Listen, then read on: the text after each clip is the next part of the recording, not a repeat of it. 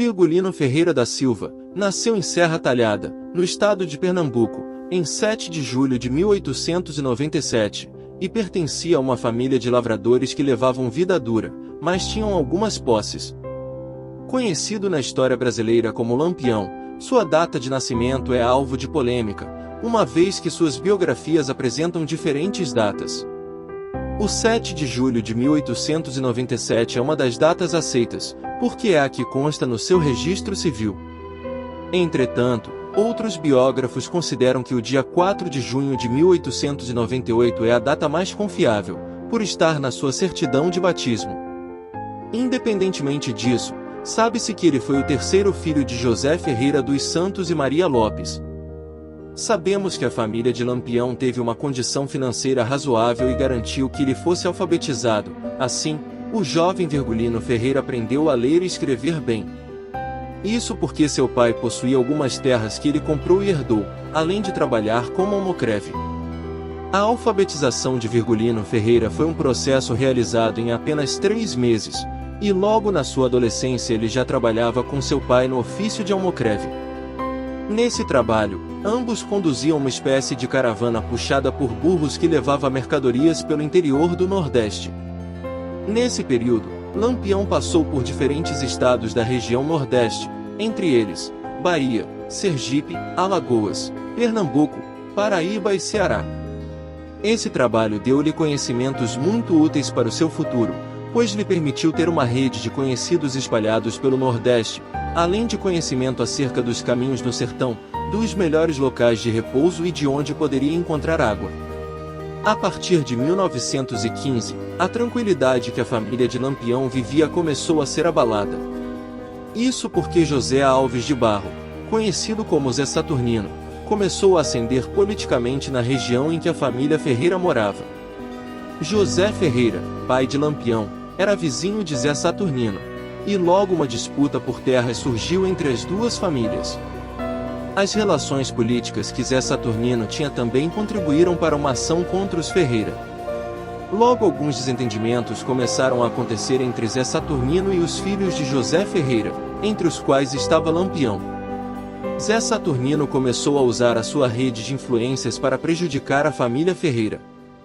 Os Ferreira eram politicamente menos influentes na região, e o pai de Lampião teve de se mudar para resolver a disputa com Zé Saturnino.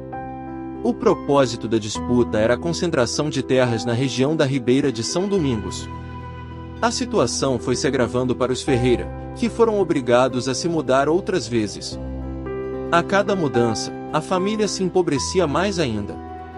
Esse contexto levou Lampião e alguns de seus irmãos a vingarem-se pela desgraça familiar.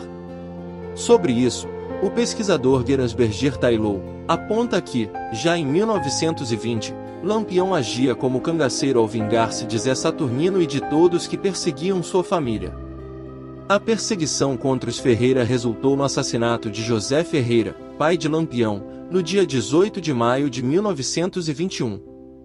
A essa altura, Lampião já era um cangaceiro, e mais tarde ingressou num bando importante da região. Em 1921, Virgulino Ferreira aderiu ao bando de Sr. Pereira, um dos cangaceiros de maior expressão no Nordeste. Nesse bando, ele prosperou como cangaceiro, tornando-se o mais famoso e temido do Brasil. Ficou conhecido como Lampião, porque sua capacidade de atirar rapidamente fazia com que ele iluminasse a noite. Sob a liderança de Sr. Pereira, Lampião aprendeu muito com ele. Lampião foi ensinado a sobreviver no cangaço, a esconder seus rastros, a evitar confrontos abertos com a polícia e a como se comportar nos ataques. Em julho de 1922, Sr. Pereira abandonou o cangaço, e Lampião assumiu a liderança do grupo. Lampião então passou a liderar ataques contra propriedades e cidades à procura de riqueza. Ele saqueava o que podia, pedia resgate de determinados itens que saqueava, e, muitas vezes, extorquia determinados locais, exigindo um pagamento para que ele não os atacasse. Ele também soube desenvolver uma rede de coiteiros que o auxiliavam sempre que fosse necessário. Lampião liderou seu bando de cangaceiros de 1922 até 1938, promovendo inúmeros ataques nesse período. Ele enfrentou por diversas vezes as tropas volantes, isto é, as forças policiais móveis que atuavam no combate aos cangaceiros. Entretanto, ele evitava confrontos muito abertos para não ter perdas de homens e desperdícios de munição. Durante suas andanças, Lampião conheceu Maria Gomes de Oliveira, mulher que fazia parte de uma família de coiteiros. Ela ficou conhecida como Maria Bonita e apaixonou-se por Lampião, abandonando seu marido para ficar com o chefe cangaceiro. Ela aderiu ao bando de Lampião em 1930, e tornou-se a primeira mulher a fazer parte do cangaço. Até então, as mulheres não faziam parte do cangaço, mas, devido a Lampião, isso mudou, e os seus homens passaram, em geral, a ser acompanhados por suas mulheres. A chegada de Maria Bonita se deu já na fase decadente do cangaço e contribuiu para que as medidas de segurança dos cangaceiros se afrouxassem porque os períodos de descanso tornaram-se maiores. Juntos, Lampião e Maria Bonita tiveram uma filha, em 1932, chamada Expedita Ferreira Nunes. Em 27 de julho de 1938, Lampião e seus homens se estabeleceram para descansar na fazenda Angicos, localizada em Poço Redondo, no estado de Sergipe. Acontece que a posição de Lampião foi denunciada, não se sabe até hoje por quem, e as tropas volantes foram ao encontro do seu bando.